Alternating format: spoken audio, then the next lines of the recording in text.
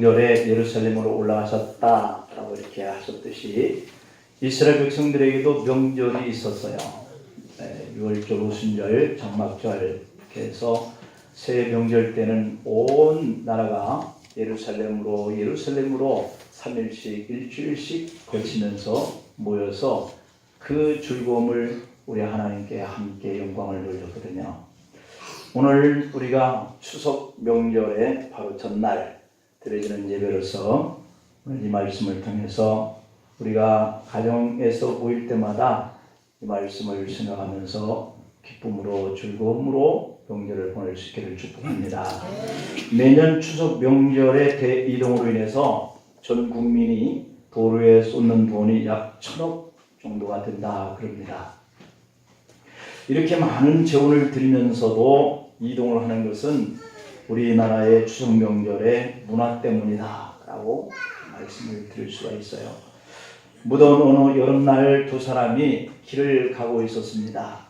쉴만한 나무 그늘이 없어서 두 사람은 땀을 뻘뻘 흘리면서 금방이라도 더위에 쓰러질 것만 같았어요. 그런데 얼마쯤 가다 보니까 마침 무성한 한 나무가 그늘을 만들어 놓고 있는 공간이 있어서 이 두 사람은 그곳에 너무 기쁜 마음을 가지고 앉아서 잠시 땀을 식혀가자라고 했어요. 이 시원한 나무 그늘 아래 쉬니까 이제 무더위를 조금씩 잊을 수가 있었던 것이죠. 이마에 땀방 우리 식자 두 사람은 서로 간에 이야기를 시작하였는데 화제가 자기들에게 그늘을 주는 나무에 관한 이야기였어요. 여보게, 나무란 원래 어딘가 쓸모가 있어야 되는 법인데 이 오리나무는 아무짝에도 쓸모가 없다네. 정말이지 이런 나무는 있으나 마나 한 나무지. 이렇게 말을 하는 친구의 말을 듣고 옆에 친구가 그 말을 받아 맞장구를 칩니다. 그리고 보니 정말 그렇군. 제목으로도 안 되겠고 가구를 만들 수도 없겠고 정말 쓸모없는 나무야 라고 맞장구를 칩니다. 두 행인은 자신들에게 그늘을 주어서 지쳐버린 심신을 쉬게 해주고 있건만 그 오리나무 밑에서 그 나무를 향하여 가치도 없다고 쓸모도 없다고 핀잔을 하고 있는 거예요. 그들의 몸에 시원해지니까 나무에 대한 고마움은커녕 쓸모없는 나무라고 불평하고 비판을 하고 있었던 것이죠. 사람들의 삶이라고 하는 것은 어떤 생각과 어떤 마음을 가지고 사느냐, 여기에 따라서 그 사람의 삶의 질이 달라진다라고 그럽니다. 항상 감사한 마음으로 사는 사람은 계속해서 감사의 조건들이 늘어나고, 불평과 비판적인 사람은 늘 불평과 불만거리가 늘어나게 된다라고 하는 겁니다. 왜냐하면 그 사람은 계속해서 불만적인 것과 비평적인 것을 살펴보기 때문에 그럴 수밖에 없고, 그렇지 않는 감사의 사람은 늘 감사할 수 있는 것을 그곳에서 찾으려고 하니까 감사할 수 있는 것이 자꾸 늘어날 수밖에 없다 그런 얘기예요. 이번 추석 명절에는 여러분과 가족들 사이에 칭찬과 감사와 사랑하는 일들만 많이 보고 많이 말하고 돌아오기를 축복합니다. 여러분 추석 명절에 가족들이나 친구와 이 친지들을 이렇게 만날 때 제일 듣기 싫은 말들이 있다 그럽니다.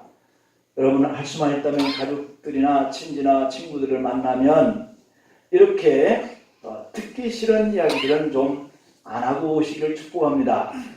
너 아직도 놀고 있냐? 듣기 좋은 얘기입니까? 이런 얘기를 안 해야 된다는 거죠. 너 몇 살인데 제발 철 좀 들어라. 아니 너 아직도 결혼 안 했어? 언제 결혼할 거야? 듣기 싫은 얘기라는 거예요. 얘는 너 언제 애 낳을 거야? 아직도 소식이 없나? 오랜만에 보니까 너도 많이 늙었네. 너 못 보던 새에 살 많이 쪘구나. 아무개는 장사해서 돈 많이 벌었다던데 너 돈 좀 모았냐? 이런 이야기들은 듣기 싫은 이야기라는 얘기예요.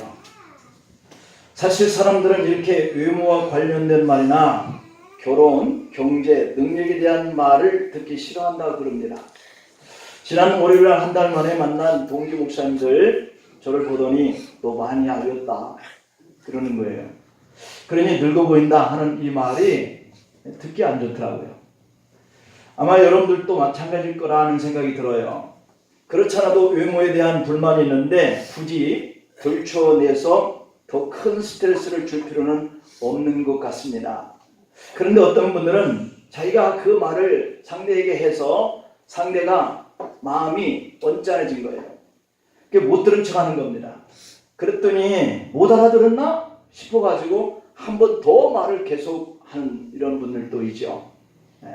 아예 대못을 박는 거죠. 못 들은 척 하면 듣기 싫은가 보다 빨리 센스 있게 눈치를 채고 화제를 다른 쪽으로 바뀌어야 되는데 계속해서 같은 말을 반복해서 듣기 싫은 말을 하는 거는 서로 간에 좋지 않는 그러한 분위기를 만들어내는 거죠. 그런가 하면 추석 때 시댁이나 처가댁에 갈 때마다 부부싸움을 일으키는 말이 있다 그럽니다. 당신 부부만 부모야? 라고 하는 거. 요즘에 우리 매스컴을 보니까 이 처가댁에 가는 것과 시집에 가는 거, 이 확률로 보니까 우리나라는 시댁을 먼저 가고 처가댁을 간다. 이런 퍼센트가 이렇게 나와서 뉴스에 나오더라고요. 왜 당신 친부모만 챙기냐, 왜 당신 형제만 챙기냐라고 하는 거, 이것 때문에 불평하면서 가면서도 서로 다툰다라고 하는 거죠. 팔이 안으로 굽는다라고 하는 말들을 우리가 자주 하는데 아무래도 자기 피부치에 대해서 더 애착을 갖기 때문에 이러한 다툼을 하고 살지 않는가 싶어요. 이번 추석에는 이런 일로 인해서 얼굴 붉히는 일이 없도록 간절히 축복합니다. 아랍 사람들이 이런 속담이 있다고 그래. 아랍 사람들의 속담. 입에서 나가는 말은 세 개의 대문을 통과한 후에 나가야 한다는 이런 속담이에요. 그러니까 내가 이 말을 하는 데 있어서 그 말을 한번 할 때 세 개의 관문을 통과한 이후에 말을 하라. 그만큼 말을 할 때 신중하게 해야 한다. 이런 뜻인데요. 그 첫째의 관문은 뭐냐면 이 말이 진실한 말인가 라고 하는 것을 한번 생각하고 말을 하라는 거예요. 그냥 누가 했으니까 거르지 않고 또 나도 다른 사람에게 하는 거, 이건 옳지 않다는 것이죠. 이 말을 내가 듣긴 했는데 이 말이 사실인가? 이 진실한가? 하는 것을 한번 생각하고 말을 하라는 거예요. 그 다음에 두 번째, 이 말은 상대에게 친절한 말인가? 라고 하는 것을 생각하라는 거예요. 두 번째 관문이죠. 이게 말을 했을 때 상대가 듣기 거북해서 화를 낼 수 있는 말을 굳이 할 필요는 없잖아요.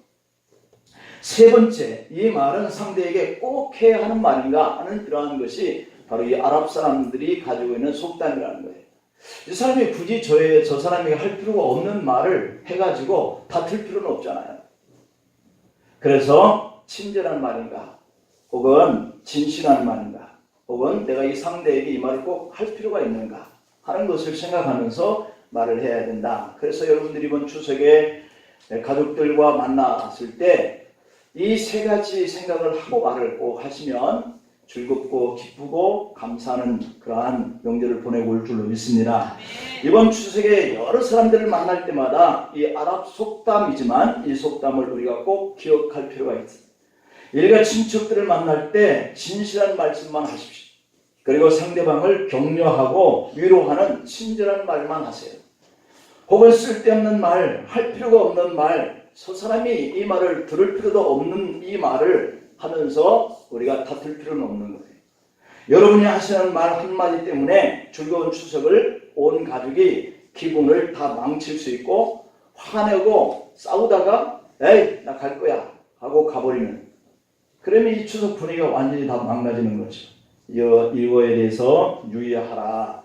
그런 의미 속에서 오늘 이 본문의 사랑장, 사랑에 대한 이 의미를 우리가 한번 생각해 보려고 해요. 오늘 봉독한 이 본문 말씀은 사랑이 무엇인가 이런 정의거든요. 이번 추석 명절 여러분과 가족들을 모임해서 이런 사랑 가운데 보내기를 간절히 소망하는 의미의 메시지예요. 사실 사람들은 사랑한다, 내가 너를 사랑한다 그러면서도 실상은 진정한 사랑이 무엇인가 착각할 때가 있어요. 예를 들면 스토킹, 우리 잘 알죠? 상대방을 사랑하는데 그 사랑한다라고 하는 이런 명목으로 죽자사자 집요하게 한 사람을 괴롭히면서 쫓아다니는 거, 이게 바로 스토킹이라고 그래요. 가끔 뉴스를 들으면 어떤 연인을 혼자 짝사랑해서 수없이 전화를 하고 편지 쓰고 집 앞에서 기다리고 심하면 강제로 납치까지 시도하는 이런 스토커, 이런 것들이 있어서는 안 되는데, 이런 사람들은 사랑이 뭔지 잘 몰라서 자기 방식에 이건 사랑이다 라고 하는 생각에 이러한 행동을 하는 거죠. 또 요즘 젊은이들 중에 데이트 폭력, 이것이 뉴스거리가 되고 있어요.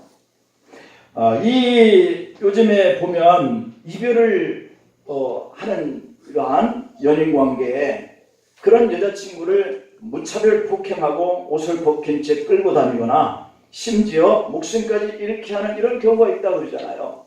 내가 그를 사랑하는데 그는 나를 사랑하지 않다라고 하는 이 생각의 차이가 결국은 내가 너를 사랑하는데 왜 네가 그래? 이렇게 하면서 폭력을 휘두르거나 죽이고 아니면 그 가정에 쫓아가서까지 그의 어머니나 친족들도 해치는 이런 일들이 벌어지고 있단 말이에요. 이건 사랑이 아니잖아요. 오늘 말씀을 보면 진정한 사랑이 무엇인가 이걸 교훈하는데 본문 4절부터 7절까지 보면 바울은 사랑하는 행위가 어떤 것이다 이 이야기를 구체적으로 행위 하나하나를 기록하고 있어요. 그러니까 바울이 말하는 사랑은 일시적인 감정 속에서 나오는 그런 사랑이 아니에요. 인격에서 자기의 성품, 기질 여기에서 나오는 것들로 표현하는 이런 사랑을 표현하고 있는데요. 내 감정의 기분에 따라서 좋았다가 싫었다가 하는 이런 감정 변화로 하는 것이 아니라 이 말은 내가 지금 화가 나 있으니까 사랑하는 상대에게 내가 사랑하지 못하는 언어와 그런 행동을 하는 거예요. 내가 기분이 좋아요. 내 마음이 너무 좋아가지고 어쩔 줄 모를 때에 사랑하는 대상에게 내가 너무 기분이 좋으니까 사랑하는 표현을 하는데 사랑하는 거죠. 이 사람은 자기에게 기분이 좋을 때는 사랑하는 사람에게 좋은 표현을 하고 나쁠 때는 거칠게 표현하는 이건 사랑이 아니라는 거죠. 이건 감정의 변화에 따라서 자기의 언어와 행동이 나타나는 것이죠. 이렇게 변하는 환경에 따라서 감정이 조절받지 못하고 사랑하는 사람에게 꾸준하게 자기의 사랑의 감정을 표현하지 못하는 이런 것들은 인격적인 기질이 안 됐다라고 하는 것이거든요. 그래서 우리 사랑은 자기 품성에 자기의 기질에 그러한 것을 가지고 사랑한다라고 하는 이런 표현을 해야 된다는 거죠. 진실한 사랑은 내 감정의 변화에 따라서 변하는 것이 아니라 그럼에도 불구하고 그리하지 아니하실지라도 하는 이런 것이 진정한 사랑이라는 거예요. 이것을 에릭 프롬이라고 하는 분은 사랑의 기술이다 이런 얘기를 하는데 이 사랑의 기술이라고 하는 책에서 성숙한 사랑과 미성숙한 사랑 이렇게 구분지어서 얘기를 하고 있어요. 미성숙한 사랑은 당신이 필요해서 당신을 사랑합니다 라고 하는 것이 미성숙된 사랑이라는 거예요. 이게 조건부 사랑이거든요. 이것은 미성숙된 사랑이에요.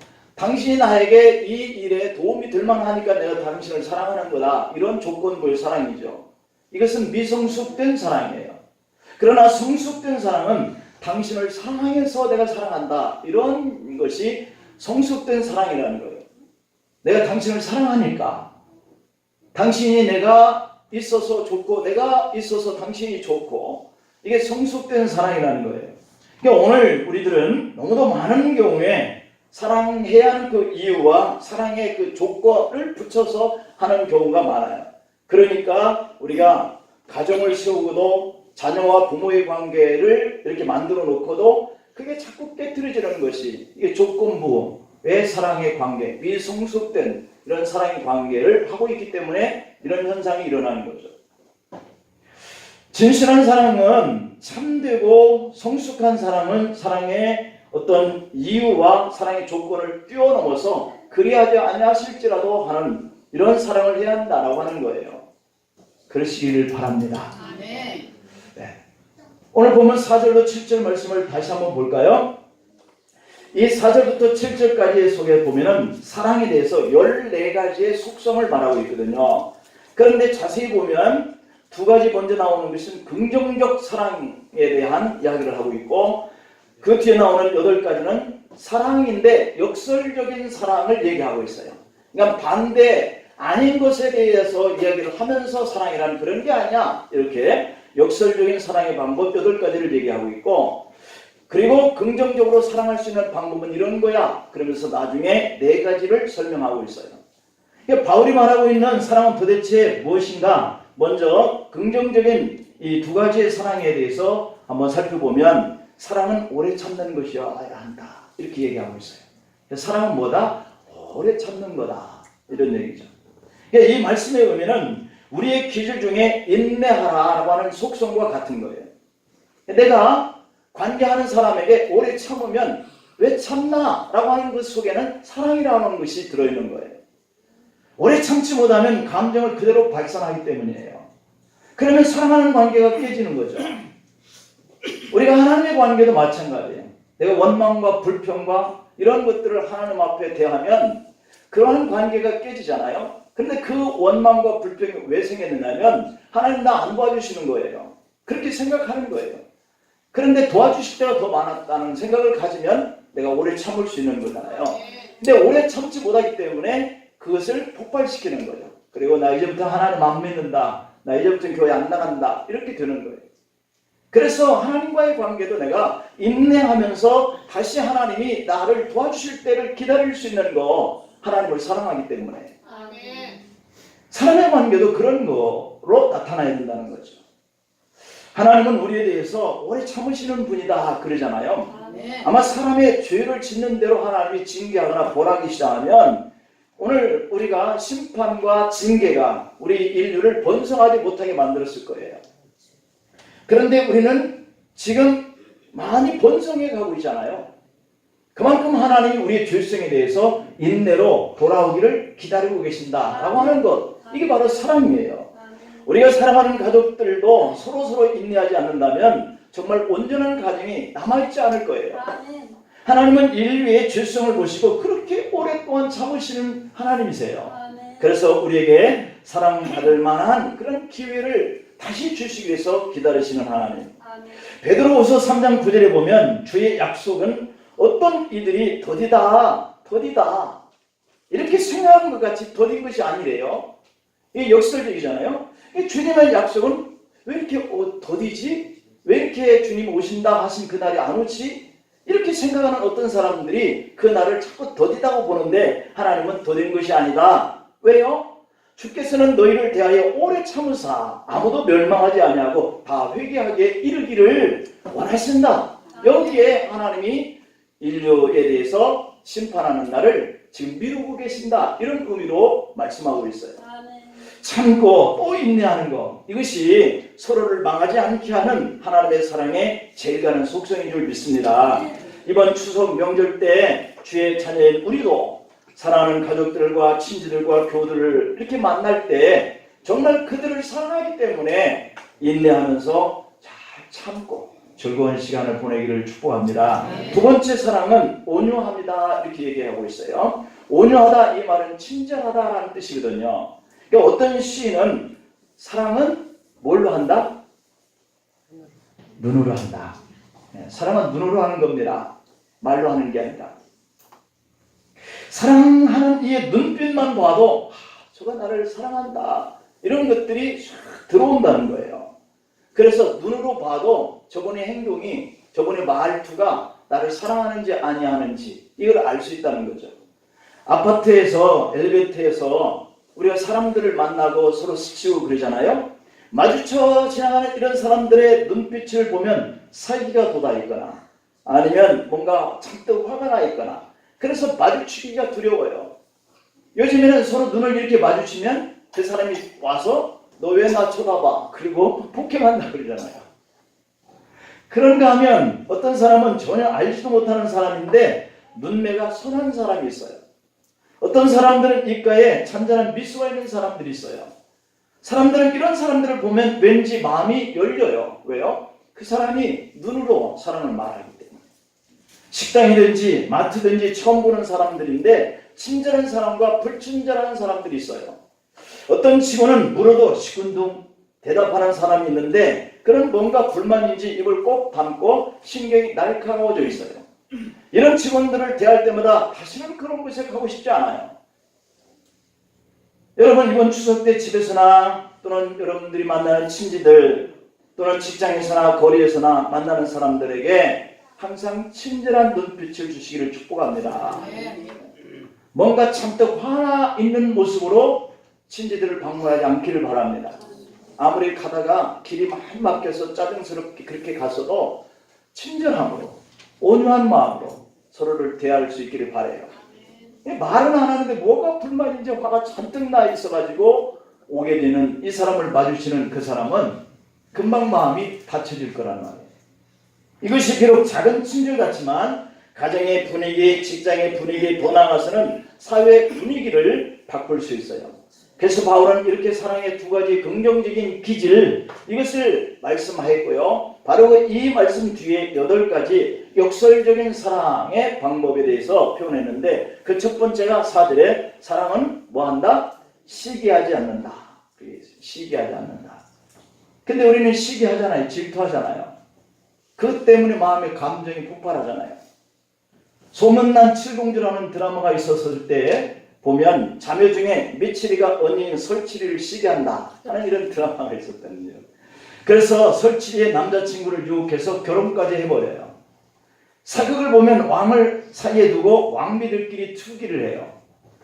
그러나 진정한 사랑이라고 하는 것은 상대방이 잘 뜨는 것을 시기 질투하거나 배아파하지 않는 것이 바로 사랑이라는 거예요. 근데 왜 우리는 시기하고 질투하면서 살까요? 사랑하지 않기 때문에. 바울은 고린도전서 3장 3절에서 시기와 다툼은 아직 육에 속하여서 사람을 따라 행하기 때문이다 이렇게 얘기하고 있어요. 그 속에 육이 가득하기 때문에 시기와 질투가 일어난다는 거예요. 근데 우리는 영의 사람이잖아요. 육을 자꾸 내려놔야 되는데 이 육을 자꾸 챙겨요. 육적으로 사람들에게 인정받고 영광받고 이렇게 하는 이런 마음이 아직도 내 속에 있는 거예요. 우리는 성도로서 감정을 자극하는 이 육의 생각을 자꾸 내려놔야 바로 이렇게 시기하는 마음들이 사라지는 거죠. 그래서 투기하고 시기하고 하는 이런 마음들, 이런 것들을 내려놓고 사시기를 축복합니다. 두 번째 역설적인 사랑은 자랑하지 않는 것이다 그랬어요. 우리 마음속에 자랑하고 싶어하는 이런 기질이 얼마나 많아요. 그런데 오늘 자랑하지 말아라. 사람들은 자랑하고 싶어해요.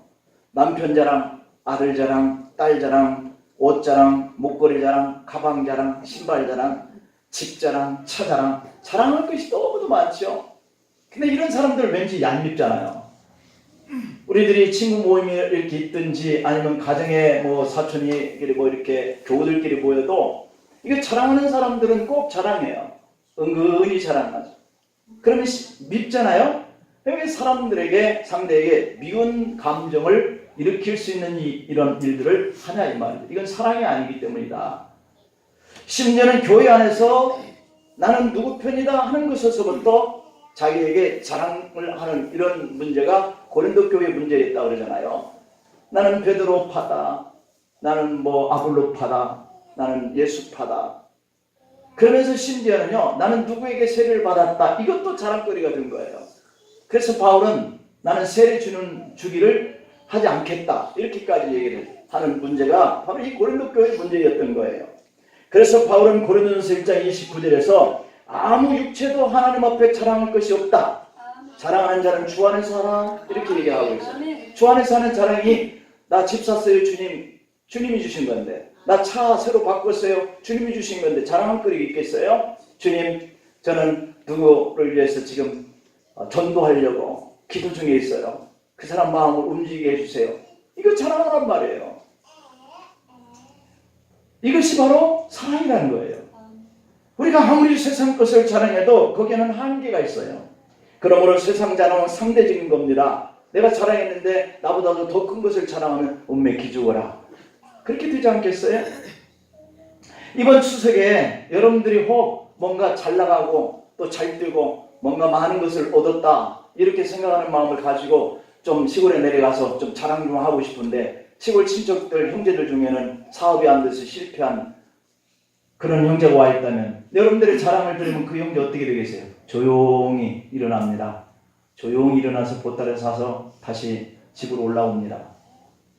왜 그런 일을 만들어야 하나요? 가족을 사랑한다면, 형제를 사랑한다면 그런 일들이 있어서는 안 된다는 것이죠. 그 다음에 세 번째 사랑의 역설적인 것은 교만이라고 그랬어요. 교만하지 말아라. 교만하지 않는 것이다. 고린도 교인들은 콧대가 높아서 다른 사람들을 얕보며 자신을 뽐냈다는 거예요. 오늘 7절 고린도전서 4장 7절에 보면 이렇게 표현하고 있어요. 누가 너를 남달리 구별하였느냐? 네게 있는 것 중에 받지 아니한 것이 무엇이냐? 네가 받은 것 받았은즉 어찌하여 받지 아니한 것 같이 자랑하느냐? 이거 보세요. 이게 다 하나님이 주셔서 지가 받은 것인데 자기가 노력해서 자기가 똑똑해서 훌륭해서 받은 것처럼 자랑했다. 이것을 책망하고 있는 거잖아요. 고린도 교인들이 교만해지니까 자기를 자랑하는 거예요. 바울의 사도구 문제를 가지고 시비를 걸어요. 이때 바울은 고린도전서 9장 2절에 보면 다른 사람들에게는 내가 사도가 아닐지라도 너희에게는 사도니 나의 사도됨을 주 안에서 인친 것이 너희다. 나를 비판하는 자에게 변명할 것이 이것이다. 이렇게 얘기하고 있어요. 너희들 입에서 바울은 사도가 아니라는 말들을 퍼뜨렸기 때문에 다른 사람들이 나를 향해서 사도가 아니라며 이렇게 얘기하는 소리가 들린다. 그런데 너희들만큼은 나를 사도라고 했어야 맞지 않느냐 이런 얘기예요. 그러니 너희들이 교만하라. 세상 사람들은 바울이 사도가 아니다 할지라도 너희 고린도 교회 성도들만큼은 그러면 안 되는 거 아니냐 이런 얘기잖아요. 그럼에도 성도들이 바울의 사도권 문제를 무시하는 것은 그들이 신앙적 교만 때문이다. 이렇게 바울은 책망하고 있죠. 세상에서 얻은 작은 권세만 가져도 세상에서 아주 작은 자랑거리만 있어도 교만한 사람은 그것을 자랑하는 거예요. 그러나 낮춰라, 겸손해라. 그것이 바로 사랑이다. 이렇게 얘기합니다. 그 다음에 네 번째는 5절에 보면 사랑은 무례히 행하지 않는다 그랬어요. 무례히. 이게 무례한 거 참 보기 싫잖아요. 이게 무례하다 이 말. 그것은 한마디로 예의가 없다 그런 뜻도 돼요. 요즘 보면은 위아래가 거의 없죠. 서로의 관계도 예의가 없어졌어요. 목회하는 이 목회자들도 보면 선배들, 나이 든 사람들 이게 다 무시해요. 어떤 사람이 무시하냐면 작은 교회에 있는 나이 든 선배인데도 자기는 젊은데 큰 교회 성병을 받았다는 거예요. 그 노예나 시찰이 오면은 건방져요. 아무리 나이 많이 먹은 선배라 할지라도 작은 교회 하니까 무시하는 거예요. 예의가 없어졌어요. 무례해졌어요. 이것이 어찌 목회에 있는 이 교회 안에서만 그런 일들이 일어나겠어요. 교회 안에서도 보면 그런 현상들이 많아요. 내가 맡고 있는 어떤 직분에 대해서 더 교만해지면 다른 성도들을 무시하는 거예요. 그렇지 말아요. 누가 줬어요? 하나님이 주신 거. 자칫 함부로 하는 말 속에 섭섭해지기 쉬워요. 부모나 자식들 관계도 무례해지면 서운해지더라고요. 부부 사이도 친구 관계도 예의를 안 지키면 서운해져요. 그렇기 때문에 이 사랑이라고 하는 이 관계는 해서는 안 되는 말, 무례하게 하는 행동 이런 것들을 사람들에게 당황스럽게 만드는 거죠. 그것은 사랑이 아니다 이렇게 말씀합니다. 그 다음에 다섯 번째에 5절 말씀을 보면 사랑은 자기 유익을 구하지 않는다 그랬어요.